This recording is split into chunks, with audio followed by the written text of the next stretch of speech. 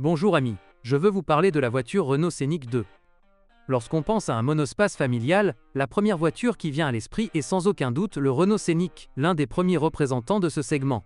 La concurrence est arrivée avec un léger retard. Ce fut le cas pour la première génération de ce modèle. Mais nous avons décidé d'examiner de plus près sa version suivante, légèrement plus récente, l'ancienne ayant déjà connu ses heures de gloire. Les personnes recherchant un moteur essence devraient se tourner vers la version 2 litres de 135 chevaux. Si les autres moteurs sont beaucoup plus faciles à utiliser, les plus faibles ne sont pas adaptés à une voiture de ce gabarit, et les plus puissants consomment beaucoup de carburant. Le kit que je propose sera certainement suffisant pour des vacances en famille et des dépassements relativement fluides, sans stress majeur. Cependant, lors de l'achat de cette version, sachez que le système de distribution à calage variable peut tomber en panne. Le meilleur choix diesel est le moteur 2 litres, qui développe une puissance impressionnante de 150 chevaux. Malheureusement, il n'est pas aussi fiable que les moteurs moins puissants. Le moteur 1.5 DCI de base est le plus problématique. Mais le 1.9 DCI donnera également beaucoup de travail à votre mécanicien.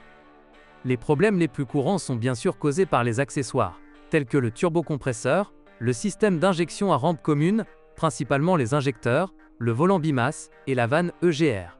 Les fuites d'huile sont également fréquentes. En ce qui concerne la dynamique des moteurs diesel, les utilisateurs de Renault Scénic 2 font l'éloge même de l'unité de base bien sûr, cela est influencé par un couple maximal assez décent. La suspension avant est dotée du système à bras triangulaire typique de Renault, basé sur des jantes de force McPherson, tandis que l'arrière est équipé d'une poutre de torsion et d'un système de bras oscillants.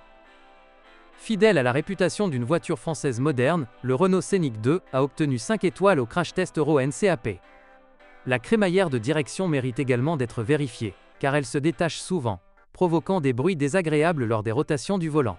Les biellettes de direction et leurs extrémités sont également trop fragiles. Sur de nombreuses voitures, la poulie et les composants de la climatisation peuvent nécessiter un remplacement, mais il est important de garder à l'esprit qu'il s'agit de pièces d'usure.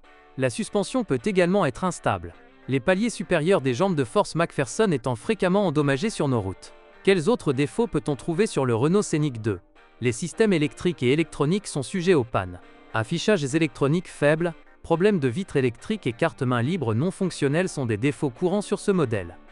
Si les deux premiers ne sont pas trop gênants, le dernier peut vraiment agacer de nombreux conducteurs, car soit nous ne pouvons pas monter dans la voiture, soit elle ne démarre pas. Sur les premiers modèles de production, la peinture s'écaille des pare-chocs, mais heureusement la voiture n'a aucun problème de corrosion. Outre son absorption efficace des chocs, il se distingue également de la concurrence par son design attrayant. Vous conviendrez que même si la nouvelle génération est déjà sur le marché, celle-ci n'a pas encore eu le temps de vieillir.